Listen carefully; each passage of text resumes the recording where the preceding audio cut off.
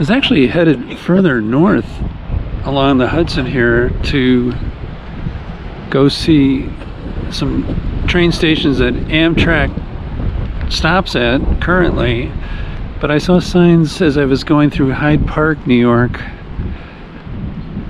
for an historic train station. And this is the station that's no longer used, but the station house is still here.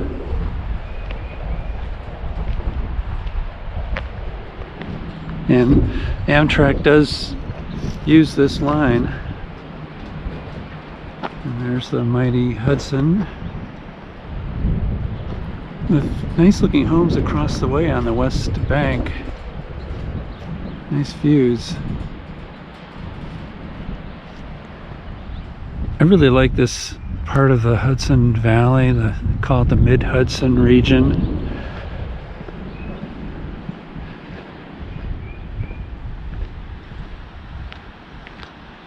And Hyde Park has some nice homes too, and some beautiful ones.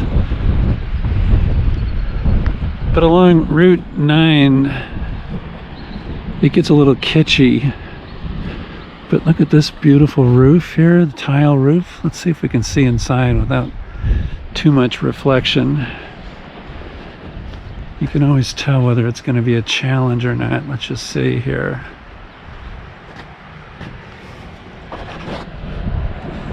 Looks like they have some things set up for maybe during the summer. This is on the National Register of Historic Places, built in 1914. Let's see.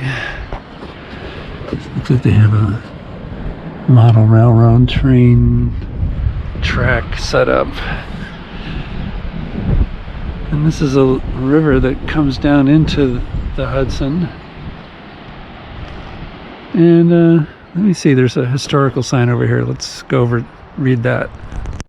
Well, I just read this sign and it's just packed with history. So Abraham Lincoln came through here on his way to being inaugurated, and then his funeral train 4 years later passed by this station. And it was designed by some major firms, Reed and Stem and Warren and Wetmore, who designed Grand Central in New York City. And then they fitted it with electric wiring, but it did not receive electricity for several more years. And then if you know anything about Hyde Park, you know it's the home and the burial place of Franklin D. Roosevelt. And he used this station a lot when he was governor of New York from 1929 to 1932. And then he became president in 1932. And in 1939, the King and Queen of England used this station to visit FDR at Hyde Park. Pretty amazing that the King and Queen of England used this station. Presidents have used this station or passed through. And it's been restored since then. They stopped running service here in 1953. I guess after FDR passed away, and then it was within the next decade that the service stopped. You would think maybe they could restore it. There's a fair amount of people that live around here. And this talks about his funeral train passing through April 25th, 1865.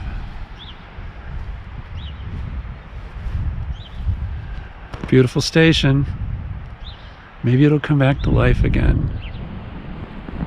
All right. right, I'll try to put some things into historical context of what we're looking at here. There's a lot of history, as I mentioned, at this station, and I mentioned that the architects were Reed and Stem and Warren and Wetmore, and this is looking at the station on the south side, and if you look at the sign, the numbers next to Hyde Park, it's 361 miles to Buffalo and 79 miles to New York City. That's what that stands for. And this is a view from the internet looking across the river at the station. There's a little tributary that goes into the Hudson just north of the station. So I tried to find some historical pictures of people actually using the station. I could not find any. If you're super into research, maybe you'll be able to find some pictures. I'd love to know if anybody can find any. So I wanted to show pictures of FDR using the station or being wheeled up on his wheelchair into the train, or the funeral train that came back to Hyde Park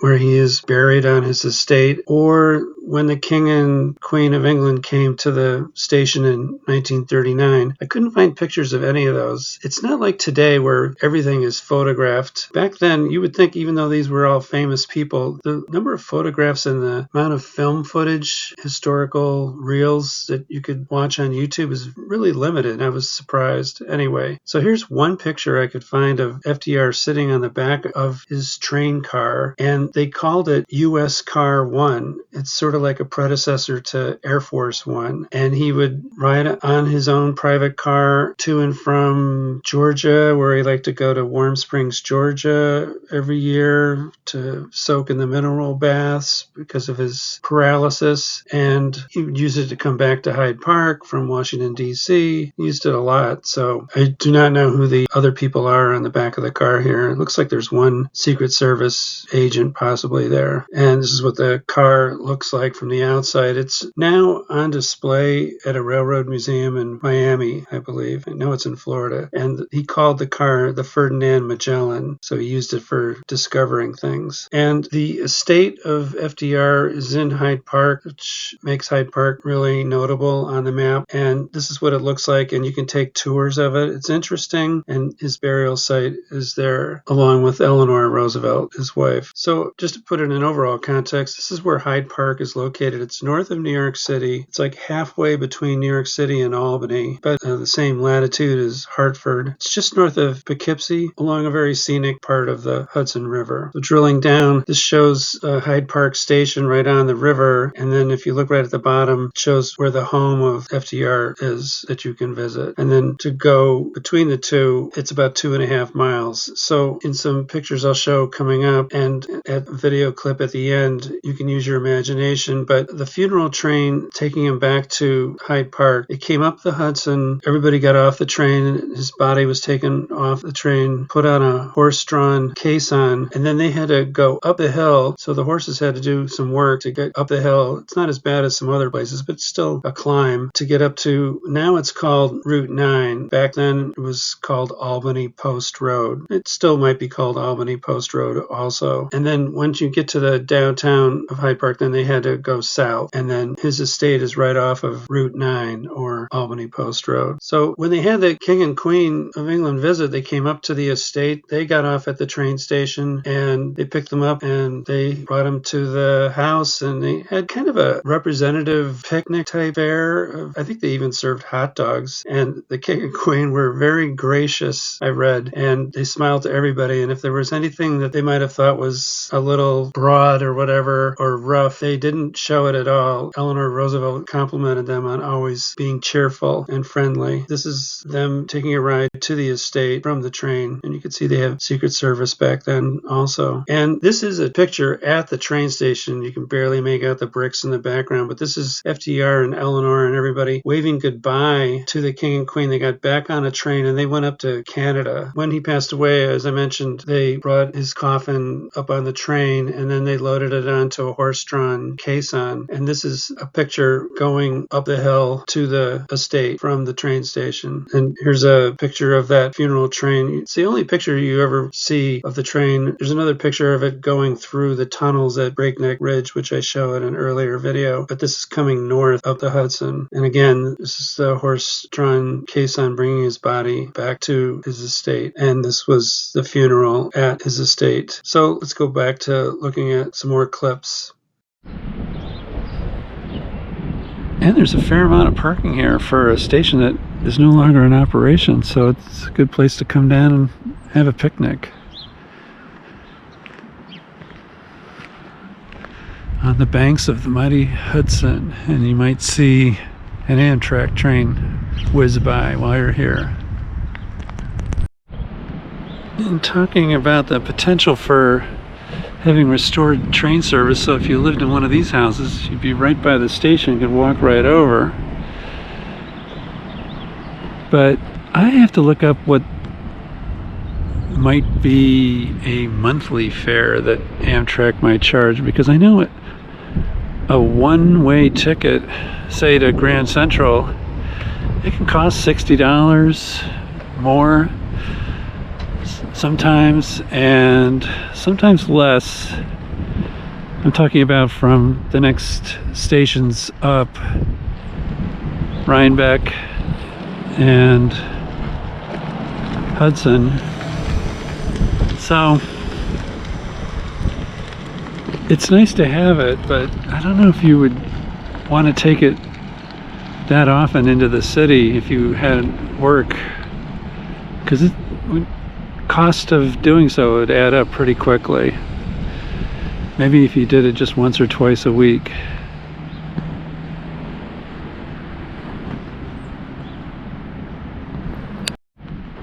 This is mid-April, so it's kind of windy. Further south there was actually snow on the hills and lower mountains. Here I don't see snow. One other thing I was just thinking of is, you know, FDR was confined to a wheelchair. He didn't like to publicize that or ever have his picture taken, but you talk about train stations being handicapped accessible. Well, he would be one person who would have definitely needed that.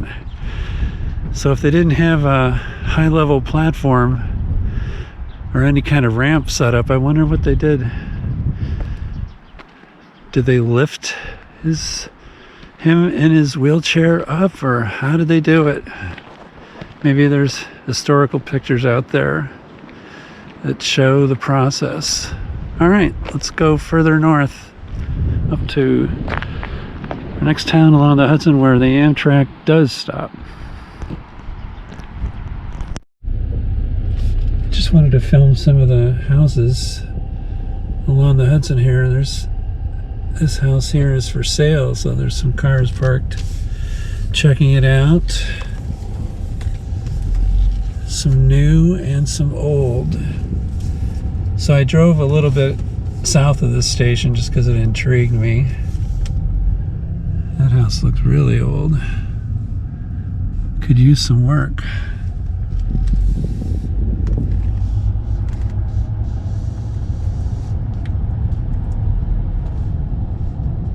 But wouldn't it be neat to live along the Hudson?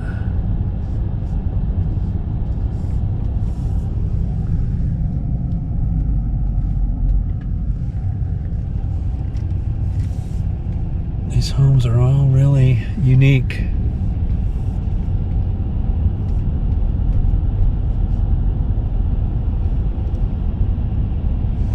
There's the station. And since I left, a couple of vehicles have pulled in, taking the view. Alright, we'll go back up the road that I came down here on, and I'll show you one really great looking place on the way up back to the highway. Well, I don't know what this is or was, but it really looks vintage Hudson River Valley. Wow, it's like I'm guessing that it was like a farm complex, and maybe the estate house is up there on the hill. Just really picturesque.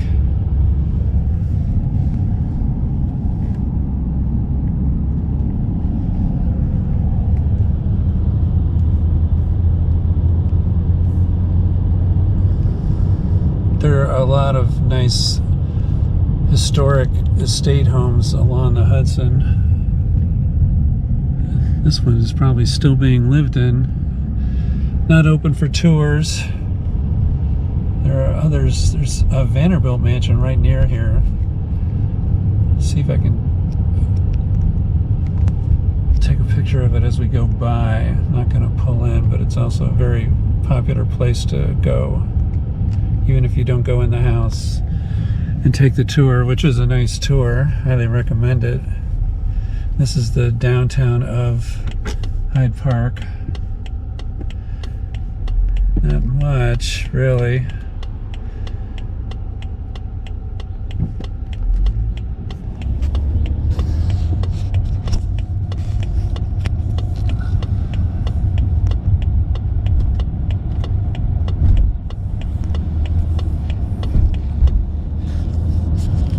But some quaint things. That house hopefully is being restored. Really on its last legs. You could stay at the Vanderbilt Motel. It's kind of not quite like staying at the Vanderbilt Mansion.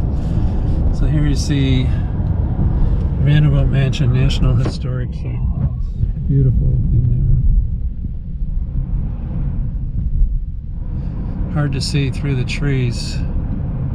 But they have terrific grounds.